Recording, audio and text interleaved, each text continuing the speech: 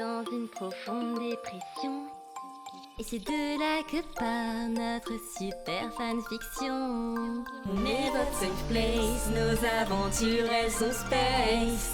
Alors suis cette chanson dans cette super fanfiction.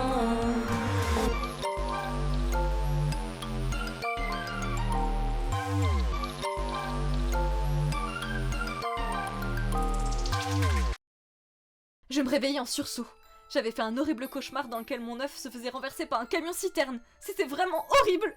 Heureusement, à mon réveil, il était là, posé sur la table de nuit, me regardant avec ses 2 yeux d'œuf. Coucou Angel, tu as bien dormi? Maman a fait un cauchemar. Quoi? Tu as rêvé que papa et moi on vivait heureux? Et que Mélodie était sans emploi, sans domicile, sans dents, sans Nathaniel et sans ses magnifiques cheveux? Et que j'avais enfin réussi à surpasser mes traumas? Et tu trouves ça triste que j'en sois réduite à parler à un œuf? Hé, parle mieux à ta mère, toi! Mais non, je rigole, mon cœur. Tu sais bien que je pourrais jamais être en colère contre toi. C'est qui le bébé à sa maman? C'est qui le petit bébé à... Je levai les yeux vers la porte et croisai le regard de Black Pika qui me dévisageait. Quoi? T'es jalouse? Elle repartit sans même me répondre. Je pris le fruit de mes entrailles, enfin, en admettant que je sois une poule, et descendais au bord de la piscine. Je cachai ses yeux en passant devant la cuisine pour ne pas le choquer. Non, Tata Yuki n'est pas encore là. Tu joueras avec ton cousin plus tard, et il est hors de question que je te laisse seule avec ton nom. Mon cœur se serra dans ma poitrine, me rappelant de terribles souvenirs. Je me tourne vers Castiel. Salut. Tu ne toucheras jamais mon enfant! Et je m'éloignai avec Angel. Je me réveillais difficilement ce matin. J'avais mal dormi cette nuit. Je m'étire doucement pour m'étirer, prête à affronter une nouvelle journée. Mais pas à revoir Castiel. Pas après hier. Malheureusement, je n'ai pas le choix. C'est lui qui est notre œuf. Je descendis les marches, trouvant Castiel assis au bord de la piscine. Il est où, Simba? Bonjour à toi aussi. Je soupirais, levant les yeux au ciel. Donne-moi mon œuf, Baka. Ah, tu prends vraiment tout mal, c'est pas possible. Si tu veux ton œuf, t'as qu'à le prendre. Castiel? Il est où, Simba? Bah... C'est une blague, j'espère! Castiel, t'as pas tué notre bébé alors qu'on doit le rendre vendredi? Il se passe quoi? Il se passe que Castiel a explosé notre œuf! Quoi, Koubé? Vous en faites du bruit, c'est quoi le souci? Castiel vient peut-être de tuer Simba. C'est qui Simba? Leur œuf. Je l'ai pas tué, il était là il y a un instant. Je te préviens que... Palpatine! Castiel se précipita dans l'eau en plongeant avant de faire quelques brasses dans la piscine pour récupérer un petit objet rond qui se coinçait dans le skimmer. C'est qui Palpatine? Leur œuf. Castiel revint rapidement à la nage en riant comme un enfant. Il sort de l'eau, dévoilant son corps musclé et trempé par l'eau de la piscine. Mais j'étais bien trop choquée pour admirer quoi que ce soit. Tu vois, il va bien. Me dis pas que c'est notre œuf qui allait se faire avaler par le filtre là! Mais non, t'as rien compris, il flottait. Il sait nager, c'est un winner. Retenez-moi, je vais le tuer! Tu stresses pour rien, relax, Bubblegum. Non, je me relaxe pas! Y a pas de bubblegum! Tu me lâches et tu me rends cet œuf! Castiel me tendit l'œuf que je m'empressais de lui arracher des mains avant de rentrer furieuse à l'intérieur. Waouh, je l'avais jamais vu comme ça. Je traverse le premier salon et rejoins la cuisine pour prendre de quoi boire, histoire de me changer un peu les idées. Peut-être que je devrais servir un truc à Simba pour lui remonter le moral. Il a quand même frôlé la mort! Alors que je nous sers 2 verres de granité très bons à la pastèque Zeneria et à la myrtille des Vosges provenant du célèbre fast-food biodégradable et en plus vachement sain pour la santé, je vois Aiko et Priya passer devant le comptoir. Tu penses que si on éclate Yen, y a moyen que ça nous rende riches? Pardon? Bah, comme un sacrifice quoi. Puis c'est symbolique avec son nom. Avant d'être riche, j'aimerais commencer par avoir une bonne note. Je sais pas, ça m'a fait réfléchir cette histoire d'œuf éclaté. Elles finissent par s'éloigner et je n'entends plus ce qu'elles disent. Je tapote gentiment la tête de mon petit œuf. Les écoute pas, Simba. Aucun parent sensé ne pourrait faire une chose pareille. Faut croire que ma cousine n'a pas vraiment la fibre parentale. Tu as compris, Simba? Ne deviens surtout pas comme ton père plus tard. C'est qu'un connard. Mais qu'est-ce que tu fais? Bah je le lave. Mais t'es malade, il va plus avoir de visage. Pas content. Castiel récupéra l'œuf de mes mains, le séchant doucement avec une serviette. Fais plus attention à mon fils, mère indigne. C'est l'hôpital qui se fait de la charité? Je te rappelle que tu l'as perdu dans un siphon ce matin. C'était un malencontreux incident. Je m'apprêtais à répliquer lorsqu'un cri déchira mes oreilles en résonnant dans toute la villa.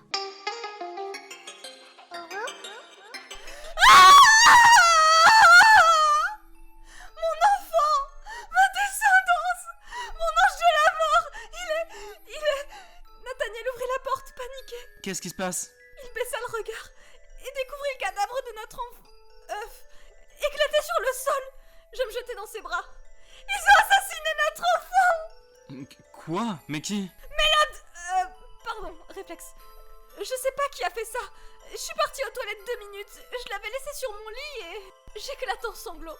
Je suis une mère irresponsable, je vais me jeter par la fenêtre. Les autres arrivent en courant. Akane-chan, C'est quoi encore ce bordel? Wow, ça fait beaucoup de monde. Je crois que je sauterai plus tard. Quoi? C'est intime, je veux pas faire ça devant n'importe qui. Oh putain, elle a éclaté son œuf. J'éclate à nouveau en sanglots. Qui aurait pu faire une chose pareille? C'est un enfant. Akane, Il passa son doigt sous mon menton et me fit le regarder dans les yeux. c'est qu'un œuf, va falloir te détendre. Notre fille. Ce n'est ni ton fils, ni le mien. C'est un œuf. Akane, tu sais qui a fait ça? Non, mais c'est forcément quelqu'un d'ici. Sauf si... Oh, mon diable! Je cours vers le placard et l'ouvre en grand. Pas là. Je fonce sous le lit. Pas là non plus. Mais qu'est-ce qu'elle fout? Son deuil? Je sais qu'elle est là et qu'elle veut tout cacher. Nathaniel savait évidemment de qui je parlais. Il s'approcha de moi et me prit la main. Y a personne. Je vais te faire un thé. C'est bon les gars, je m'en occupe. Tout le monde sortit de la chambre. Nat? Quoi, est-ce que tu es super gentil et 2 minutes après tu m'évites? Il devint rouge comme Flash McQueen. C'est compliqué, je t'expliquerai. Expliquez quoi? Ouais, expliquez quoi? Eh, dehors, on est en plein character development. Oh, pardon. J'entendis, c'est pas s'éloigner et... Il a marché sur le cadavre d'Angel. Eh, Bubugum, ça va? Akane est tellement triste pour son œuf. Nathaniel s'occupe d'elle, mais Du calme, ça va aller. Le nôtre, il va tenir. j'en sais rien. J'ai l'impression que c'est... Il est si fragile et... Tu penses que quelqu'un lui veut du mal? Pourquoi quelqu'un ferait ça? C'est qu'un œuf, si fragile, sans défense. Allez, te mine pas, je vais veiller sur vous ce soir. Comme ça, tu pourras dormir tranquillement. Tes nuits ont dû être pas mal agitées ces derniers temps. Et comme c'est peut-être un peu, très légèrement, presque pas, mais quand même un peu de ma faute, bref. Je relevais les yeux vers Castiel. Est-ce que c'est sa manière à lui de s'excuser? Merci. C'est normal, va. Je resterai devant la porte et si jamais quelqu'un essaie d'entrer, je lui ferai sa fête. Il me fit un petit sourire de coin avant de sortir de ma chambre, refermant doucement la porte. Priya et moi étions installés dans le canapé du salon, notre œuf délicatement posé sur un petit coussin qu'on avait placé sur la table basse pour pouvoir le surveiller. Faut dire que l'espérance de vie de son espèce est étrangement faible dans cette vie-là. J'avais ramené des canettes de soda. Enfin, j'avais demandé à Teta d'en ramener et il l'a fait. Bref, j'entends une à Priya qu'elle prend avec enthousiasme. Alors que je sors mon téléphone, j'entends Priya faire un petit cri. Aïe! Je me suis ouverte le doigt. Qui se blesse en ouvrant une canette? Je sais pas, ça doit être pour faire avancer le scénario. Tss, viens avec moi, je vais te trouver un pansement. On se lève et je la tire dans la salle de bain la plus proche. Il doit bien avoir une trousse de soins quelque part ici. Je fouille dans un peu tous les meubles et je finis par trouver ce que je cherche en dessous de l'évier. Je prends un petit pansement et me tourne vers Priya. Passe-moi ta main. Elle la tend vers moi et je l'attrape doucement avant de placer le bandage sur son doigt. Et voilà, Merci. Mais j'aurais pu le faire toute seule, tu sais. je me contente de détourner le regard. Mais ça me touche. C'est mignon comme tout. Elle m'adresse un petit sourire. Bon, tais-toi un peu, tu veux? Viens, je te signale qu'on a un œuf à surveiller. Je quitte la pièce pour retourner dans le salon, sans même vérifier si elle me suit. Elle va vraiment finir par me rendre folle. Oh. Quand j'arrive devant la table basse, je tombe nez à nez avec Yen explosé. Priya arrive juste derrière moi. On dirait qu'on est arrivé trop tard. Je m'approche pour essayer de comprendre comment il a pu se casser. La personne qui s'amuse à casser nos œufs n'essaie même pas de le cacher. Il est carrément explosé sur le coussin. Ah, c'est vrai que là, y a plus de doute. Va falloir trouver qui est derrière ces crimes. Tu passes de RP parent à RP détective toi maintenant?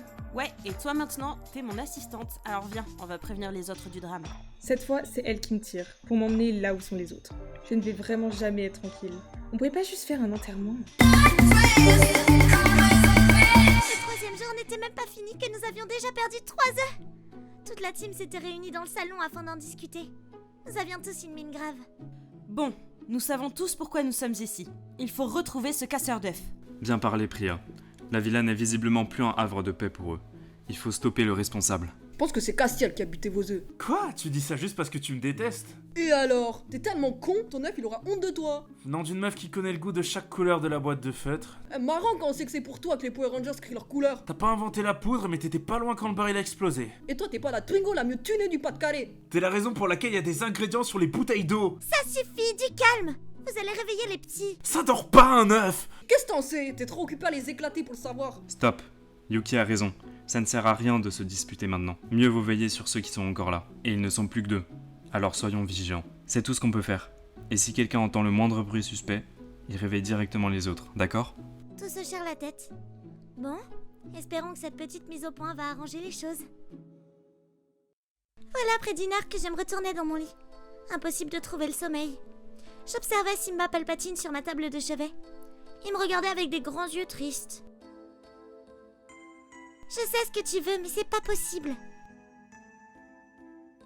Son regard semblait s'intensifier. Bordel, pourquoi est-ce que ça m'importe ce que dit un œuf? Je soupirais, sachant au fond de moi qu'il avait raison, et me redressai dans mon lit. J'ouvris lentement la porte. Castiel manqua de tomber par terre. Oups, je crois qu'il s'était assoupi devant. Dis, Castiel. Est-ce que tu voudrais bien me tenir un peu compagnie? J'arrive pas à dormir. Quoi? Tu veux que je vienne dans...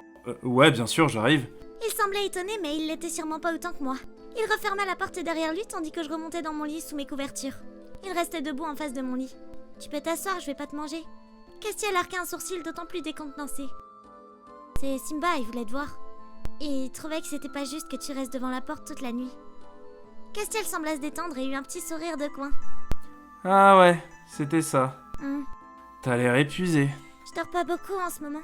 Je crois que cette histoire d'œuf va finir par m'achever. Mais je suis là, et regarde, il se porte super bien notre gosse Palpatine. Il est en train de faire la rébellion contre les Jedi. Je suis ton père. Bref.